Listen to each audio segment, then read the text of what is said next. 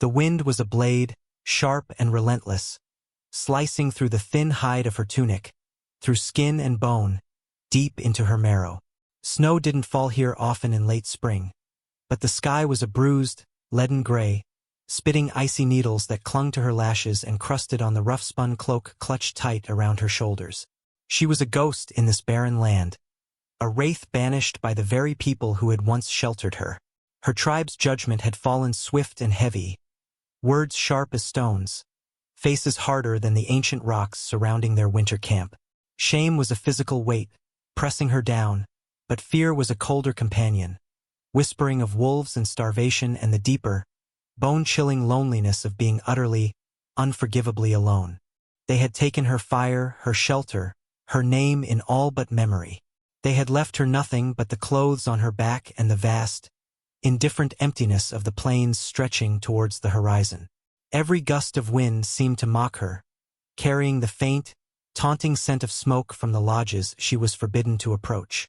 Survival felt like an impossibility, a cruel joke played by the spirits.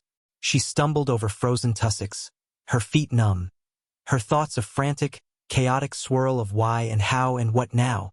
The sun, a pale, watery disk, offered no warmth. It simply highlighted the desolate landscape, the endless expanse of brown and white and gray that was now her prison. She had never been alone like this, not truly. Always surrounded by the comforting murmur of voices, the shared tasks, the rhythm of communal life. Now, there was only the shriek of the wind and the frantic beat of her own heart, a drum solo of panic in the vast silence. Her stomach ached with emptiness, a hollow void that mirrored the one opening inside her soul. Despair, thick and suffocating, threatened to pull her under. She sank to her knees behind a low rise, seeking meager shelter from the wind, her breath pluming in ragged gasps. This was where her story ended, she thought. Frozen, alone, unwanted, a failure in the eyes of her people, a sacrifice to their fear and superstition. There was a glint of movement far off, near the line of stunted pines that marked the edge of the plains. A figure, solitary, moving with a slow, deliberate gait. Not one of her people. Too tall, too straight, his clothes darker, different.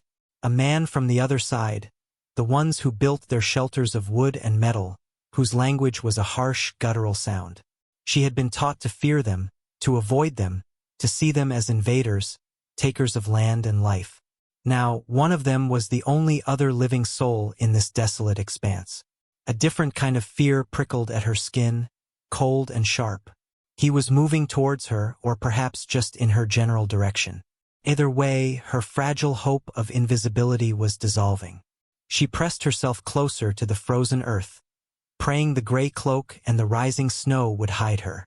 Her tribe's judgment had cast her out, but perhaps something worse awaited her here, caught between the world she had lost and the world she had been taught to despise.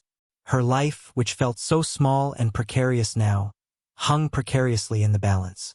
He saw her, of course.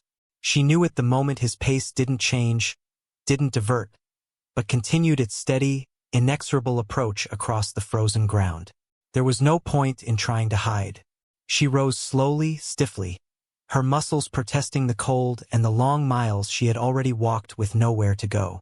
She stood exposed, a solitary, vulnerable figure against the vast backdrop of the winter plains.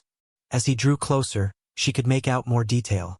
The wide brim of a hat pulled low, the dust-colored coat heavy against the cold, the rifle held loosely but purposefully in one hand. His face was obscured by shadow and distance, but his presence was solid, undeniable. He stopped perhaps 50 paces from her, a safe distance, neither retreating nor pressing forward aggressively. He simply stood there, watching her. She could feel the weight of his gaze, assessing, calculating. It was unnerving, this silent appraisal from a stranger, an outsider. She waited, frozen not just by the cold, but by uncertainty. What did he want? Would he ignore her? Would he threaten her? Would he see her as just another obstacle, another wild creature to be wary of? The silence stretched, broken only by the relentless wind. She didn't know what to do, what to say, if he could even understand her words. Her tribe's language was her only tongue. Finally, after what felt like an age, he made a small gesture with his free hand, a slow, open movement. Not hostile. He spoke then, his voice low, rough-edged, carried on the wind. His words were alien. A strange cadence she didn't understand.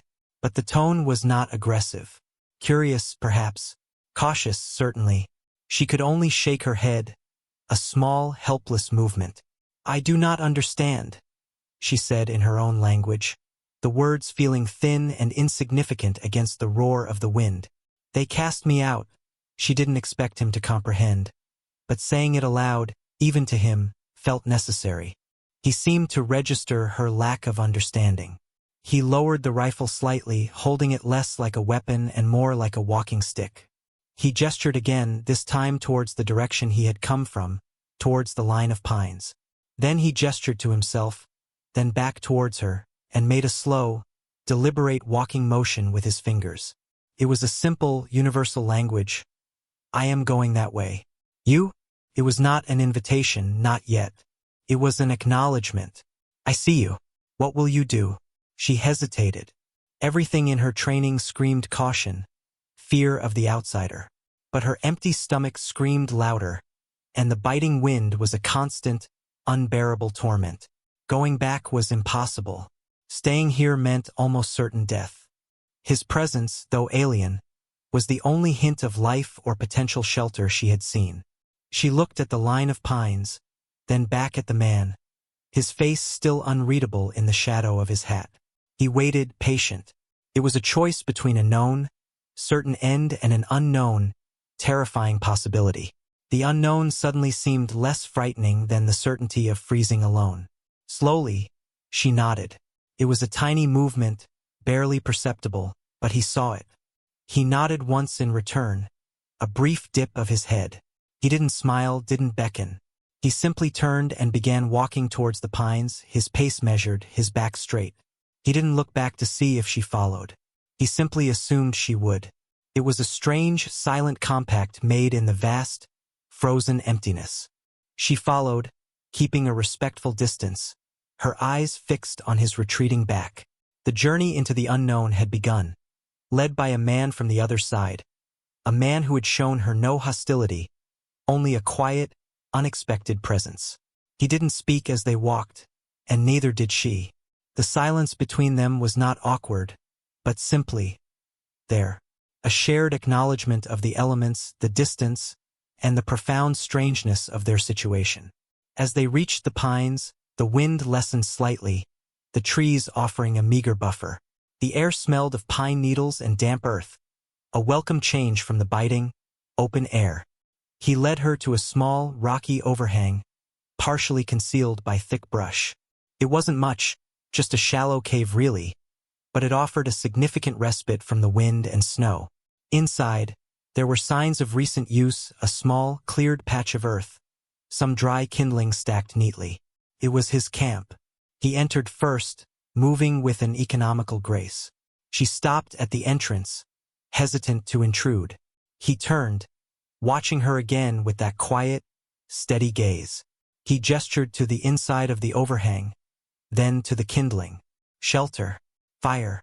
Again, the simple language of necessity. Hesitantly, she stepped inside.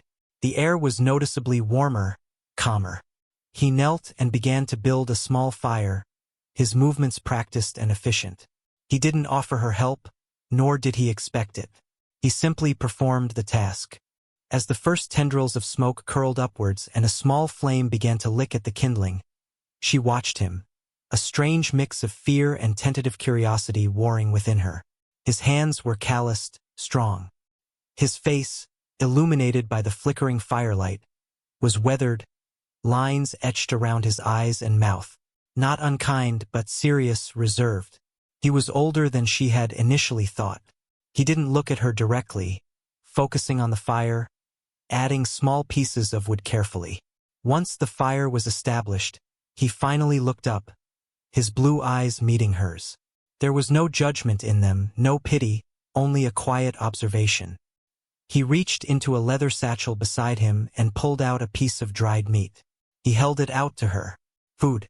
Her stomach clenched with hunger, a painful, desperate ache. She hesitated for only a second, her ingrained caution battling her primal need. Need one. She stepped forward and took the meat from his hand. His fingers brushed hers briefly. His skin was warm. She ate slowly, tearing at the tough jerky with her teeth, savoring the taste, the sudden rush of energy it provided. It was the best thing she had ever tasted.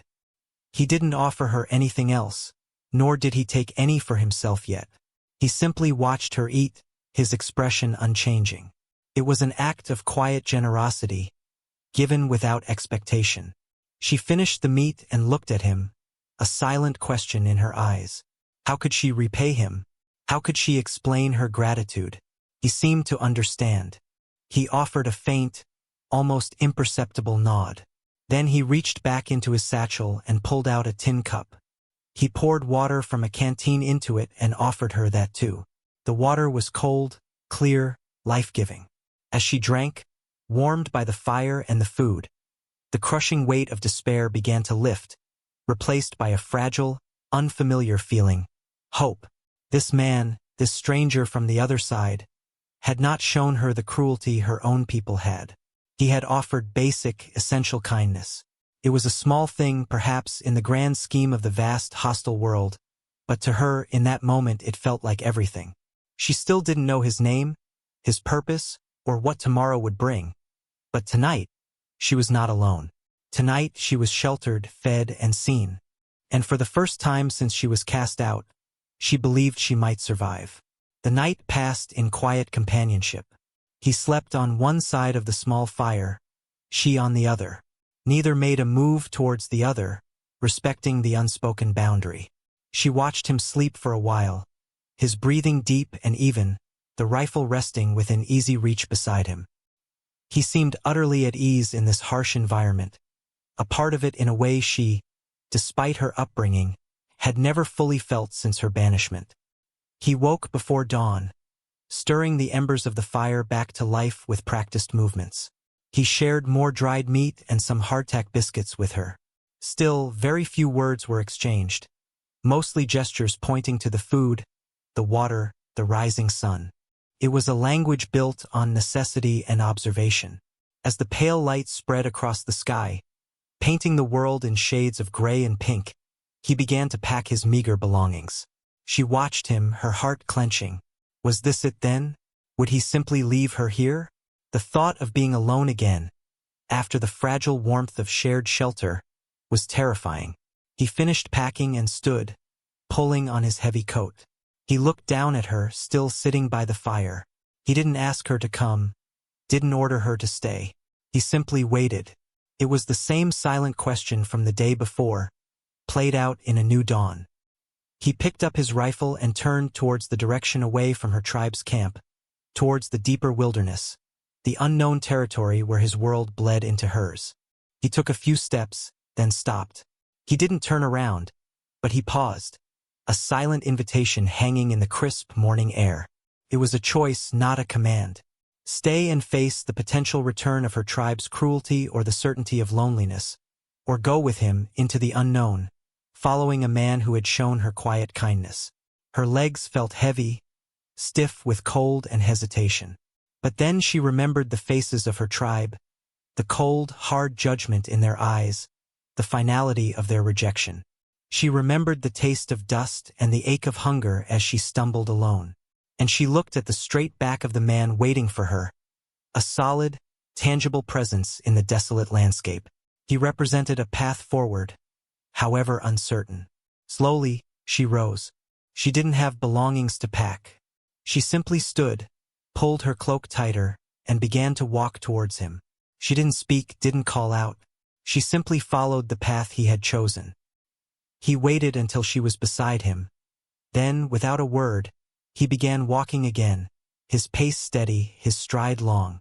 She matched her steps to his, falling in beside him, not behind. They walked side by side, two solitary figures against the vast, indifferent canvas of the plains.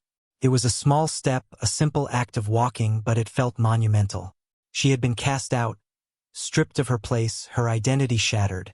But in the quiet company of this man from the other side, she was beginning to find something new. Not a replacement for what was lost, but a different kind of belonging, forged in silence, shared hardship, and the simple, profound act of one human recognizing the struggle of another and offering a path forward. The wind still blew, the journey ahead was long and uncertain, but she was not walking it alone. The miles fell away, marked by the changing landscape, from open plains to rolling hills, from sparse pines to thicker stands of trees. They spoke little, their communication a blend of gestures, shared glances, and the quiet understanding that grew between them with each passing day. He taught her how to track, how to read the signs of the wilderness in a way that was different from what her tribe had shown her, more focused on survival, less on ritual. She, in turn, showed him ways to find edible roots and berries he hadn't known. It was a silent exchange of knowledge, a building of partnership based not on grand declarations, but on mutual need and respect. His name, she learned through hesitant, fumbling sounds, was Silas. He learned hers was Alara. The names felt significant, the first true words shared between them, a small anchor in their drifting existence. They built temporary shelters together, shared the hunting, shared the meager meals cooked over small, carefully concealed fires. There was no expectation of anything beyond shared survival, but in that shared purpose, a quiet strength began to bloom within Alara. She was no longer just the outcast, the failure. She was a survivor, capable and resilient. Silas never pressed her about her past, never asked why her tribe had cast her out. He seemed to understand, in his own quiet way, that some wounds were too deep for words, that some stories were told not through speech, but through silence and shared burdens. His presence was a steadying force, a quiet strength she could lean on, not out of weakness, but out of a growing trust. The world outside their small bubble of two remained hostile, the unforgiving weather, the scarcity of resources, the lingering threat of encountering others, both from her world and his, who might not be as indifferent as Silas. But within their shared space, whether a small cave or a temporary lean-to, there was a sense of peace, a fragile sanctuary built on mutual regard. One evening, as they sat by the fire, the stars a brilliant tapestry overhead, Silas spoke, his voice low. "It's a hard land," he said, looking out into the darkness. Alara nodded. "Yes," she replied. Hard, he was silent for a long moment, then added, "But it's honest, takes what it takes, gives what it gives." No lies, it was the most he had ever said about his philosophy, a simple statement that resonated deep within her. Her tribe's judgment had been a lie, built on fear and superstition. This land, this life with Silas, felt brutally honest. He looked at her then, his blue eyes reflecting the firelight. "Not alone anymore," he said, a simple statement of fact. Alara's throat tightened. The words were few, but their weight was immense. Not alone anymore. The fear of loneliness, the deepest cut of her banishment, began to truly recede. She had lost her tribe, her past, her perceived identity. But she had found something unexpected, something perhaps even stronger, a partnership forged in the crucible of hardship, a quiet connection with a man from another world who had seen her at her most vulnerable and offered not judgment, but a shared path. It was not the beginning she had ever imagined, but it was a beginning nonetheless. And in the vast, unforgiving landscape, with the quiet strength of Silas beside her, Alara felt a sense of hope, resilient and true, bloom in her chest. This was a new beginning, built on the ruins of the old, a testament to the enduring power of human connection in the face of isolation and despair.